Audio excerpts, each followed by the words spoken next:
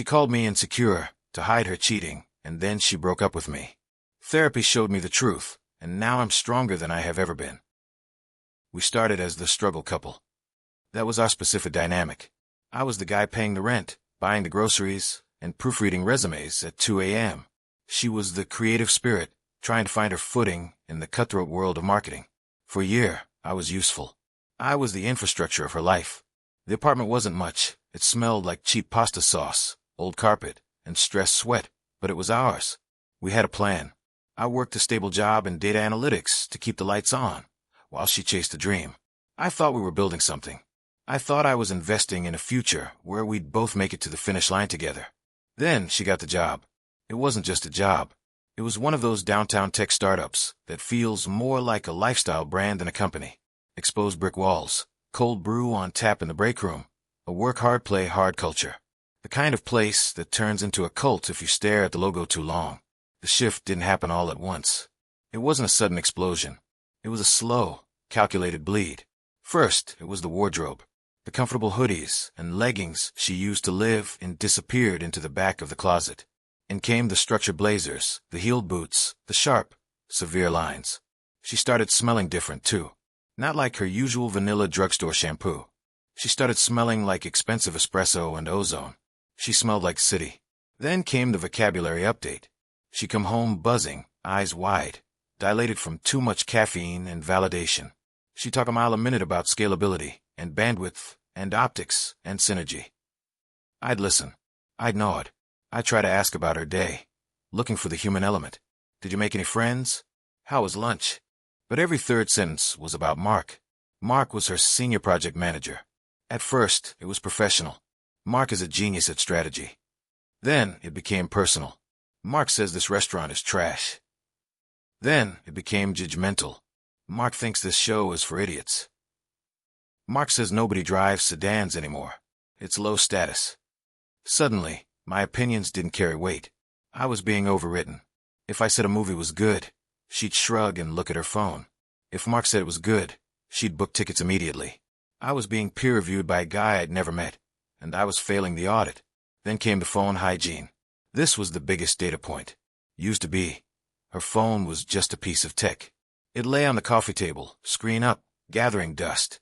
Sometimes I'd pick it up to change the Spotify track or check the weather. She didn't care. She had nothing to hide. Week 3 at the new job, that changed. The phone became a physical extension of her hand. It was like a new organ she needed to survive. If we were watching TV, the phone was in her lap. Face down. Always face down. If she went to the bathroom, the phone went with her. If she went to the kitchen for a glass of water, the phone was in her pocket. I'm not an idiot. I work in back-end development. I look for anomalies in large datasets. I know what a pattern deviation looks like. This was a massive deviation. One night, I was sitting on the couch. I'm reading a book, trying to ignore the distance between us. She's texting. I see the reflection in the dark window glass. She's smiling. Not a polite. I'm replying to an email smile. A real one. Teeth and everything. Her eyes are crinkled at the corners. She types something rapidly, hits send, and then bites her lower lip in anticipation. Who's that? I asked. I kept my voice flat, trying not to sound accusing. The reaction was immediate. The smile vanished like a light switch flipping off. She locked the screen and flipped it over on the cushion. The sound of the phone hitting the fabric was a dull thud. Just work, she said. Her tone wasn't defensive yet. It was dismissive.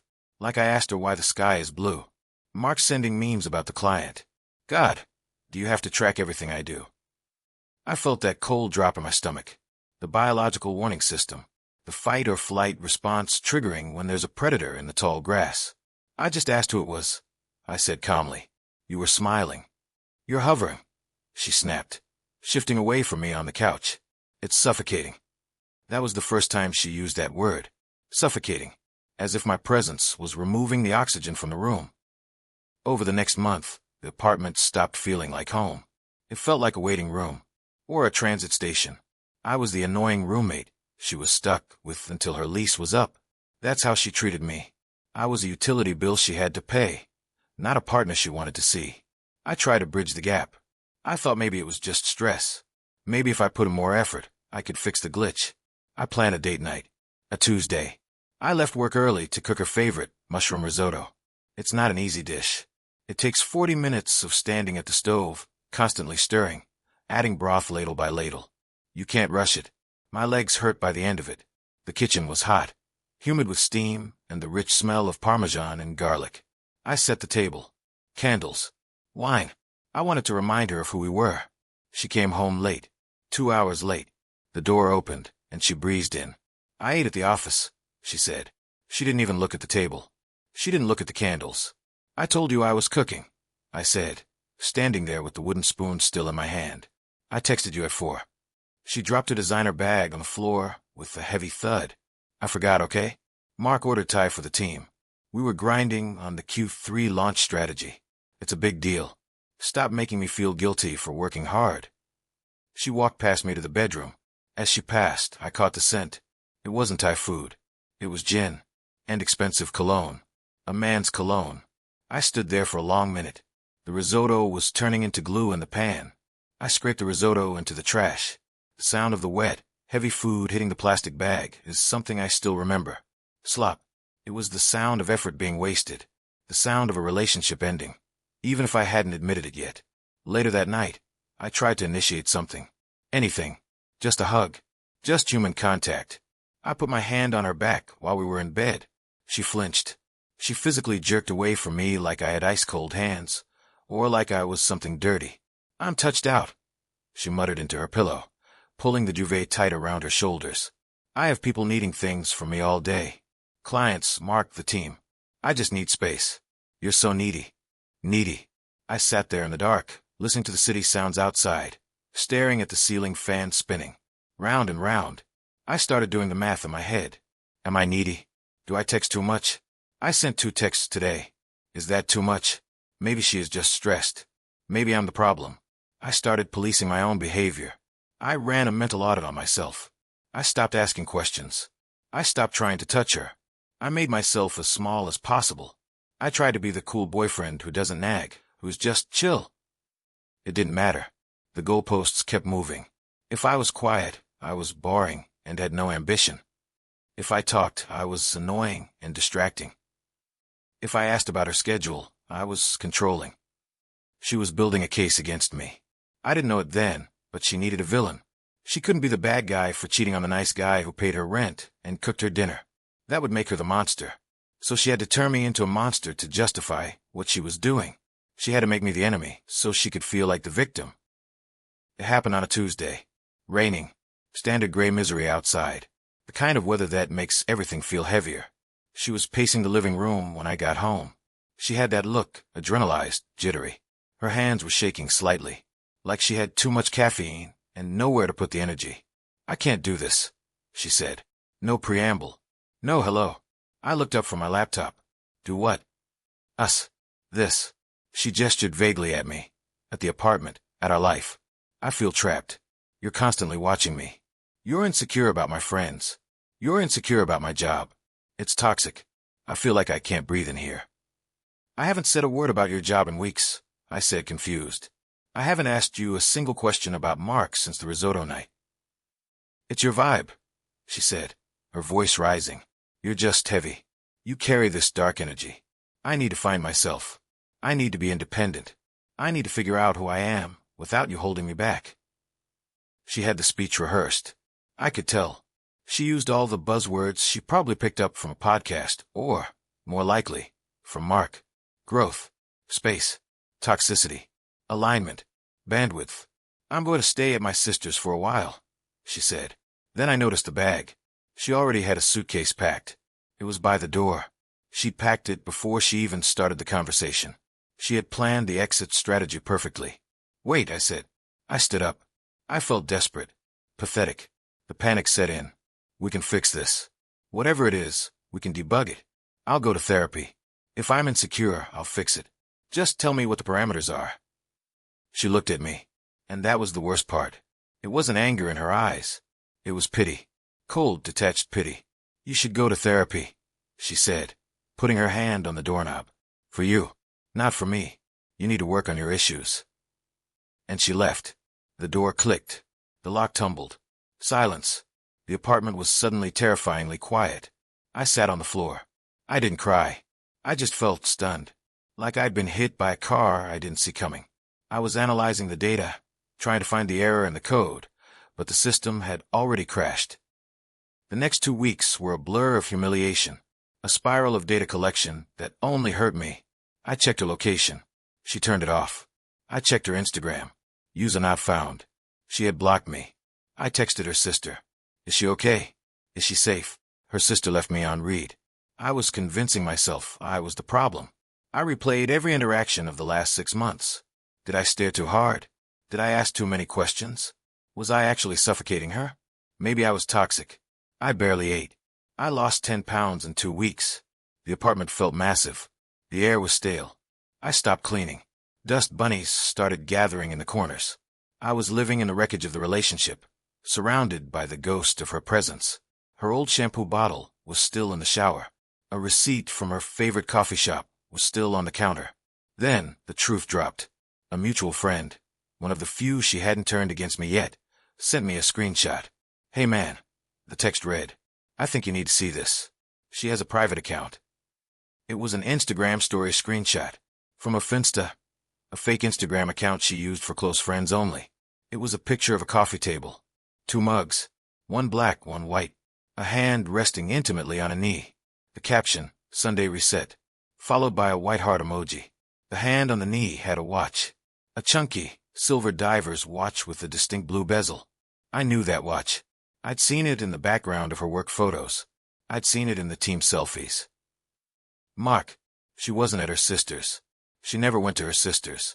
She moved straight from our apartment into his. The bag by the door wasn't packed for a retreat. It was packed for a move-in.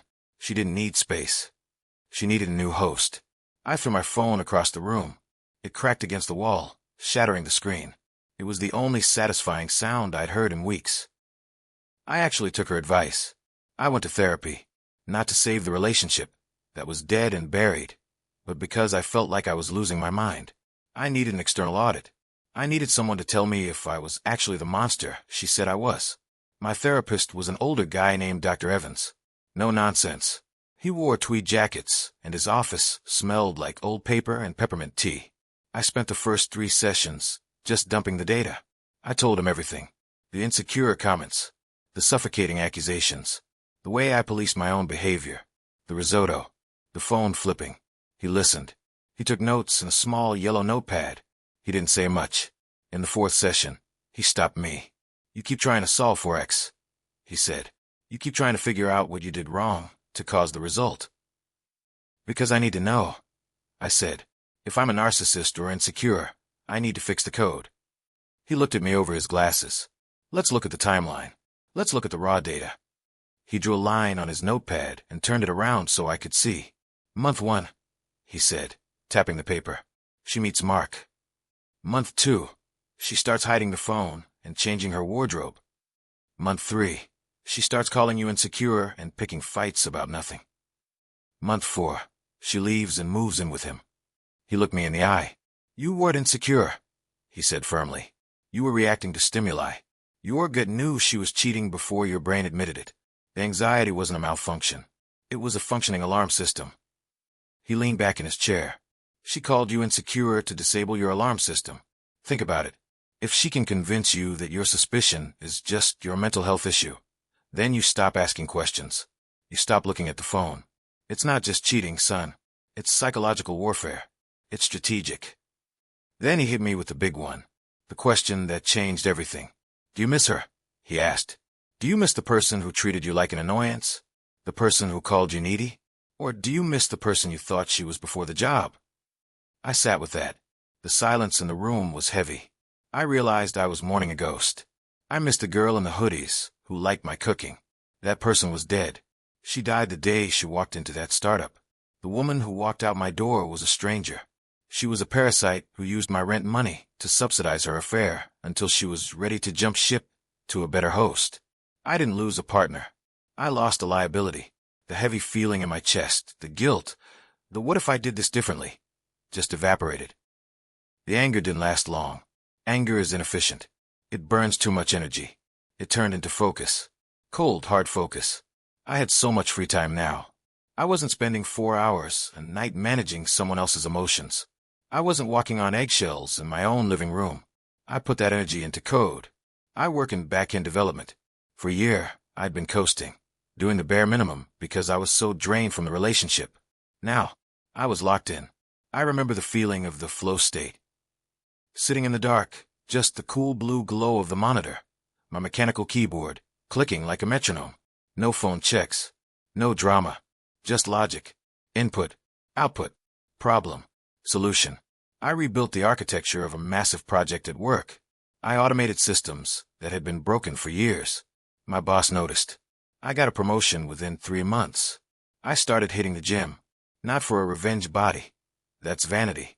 I did it because I needed to exhaust myself to sleep. I lifted until my arms shook, until I couldn't think about her even if I wanted to. The physical pain was grounding. It was real. It was better than the emotional pain. The apartment changed, too. I threw out the old furniture. The beige couch she picked out, the flimsy curtains.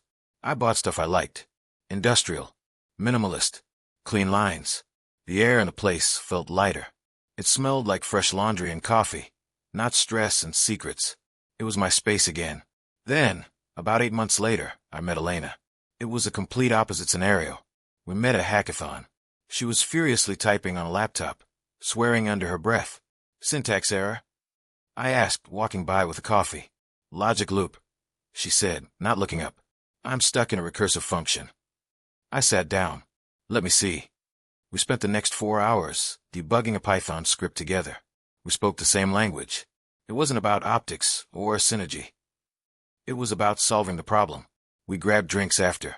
The difference was physical. With my ex, I was always leaning forward, trying to catch up, trying to prove I was interesting enough to be there. With Elena, I could lean back. She put her phone on the table between us. Face up. It buzzed. A text from a guy named Dave. I felt a tiny spike of adrenaline. Old habits. She didn't flip it. She glanced at it and rolled her eyes. God, my brother Dave is asking for money again. He thinks I'm an ATM. Total transparency. No games. We started dating. And the silence, that was the biggest thing. We could sit in a car for 20 minutes without talking, just listening to music, and my heart rate didn't spike. I wasn't wondering, what is she thinking? Is she mad? Is she texting a secret boyfriend? I was just existing. I realized that insecurity is often just your body reacting to a lack of safety. With Elena, I was safe, so the insecurity vanished. It wasn't a flaw in me. It was a reaction to a toxic environment. 6 months later, Elena and I are at this high-end steakhouse downtown. We were celebrating her finishing her master's degree in computer science. The place is dim, loud in a good way. It smells like seared meat, expensive red wine, and success. The energy is electric. I'm laughing at something she said, feeling solid, grounded. I'm wearing a suit that actually fits me, paid for by the raise I got. Then I see her. My ex. She's walking in the door.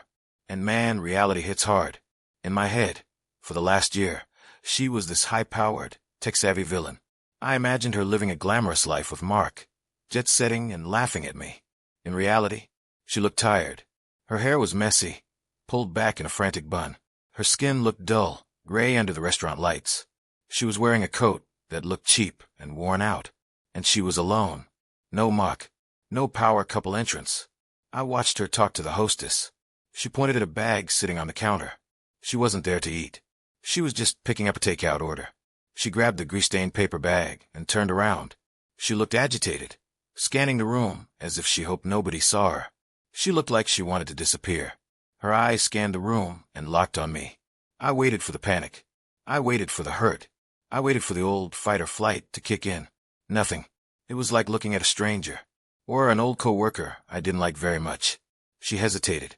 She saw me, saw the table, saw the wine. She walked over. She didn't look at Elena. She looked right at me. Hey, she said. Her voice was scratchy. I didn't think you came to places like this. It's pricey. The subtle dig. Even now, standing there with takeout, she was trying to frame me as the budget guy who stays home. We're celebrating, I said. My voice was steady. Come. Elena just got her master's. I gestured to Elena. Elena smiled, polite, confident, glowing in the candlelight. My ex looked at Elena, then back at me. She saw the dynamic instantly. She saw that I wasn't the slumped over, anxious mess she left. I was sitting up straight. I was happy. I was winning. "Oh," she said. "That's cool." She shifted her weight, clutching the bag to her chest like a shield. "Mark and I aren't. Well, we're taking a break." It got intense. Startups, you know? High pressure. There it was. The bait. She was letting me know the position was open. She dropped the info hoping I would ask, "Are you okay?" Or "What happened?" She wanted me to care. She wanted an emotional reaction. I looked at her. I saw the manipulation. I saw the pattern. I saw the code. "That's too bad," I said flatly. "Anyway, our food is coming. Good seeing you." Dismissal. Total, polite dismissal. Her face fell. It actually crumpled a little. She realized she had zero power here. She wasn't the main character anymore. She was just an interruption. A pop-up ad I was closing. "Right," she mumbled. "See you." She turned around and walked out. She didn't look back. Just her and her cold takeout, heading out into the night alone. I watched her go. I watched the door swing shut behind her. "Who was that?" Elena asked, spearing a piece of crispy calamari. I looked at the empty doorway. "Someone who did me a huge favor," I said. I turned back to Elena, back to the warm light, back to the wine, back to reality. "So," I said, "tell me about the graduation trip. Where are we going?" And I didn't think about the ex again. Not once.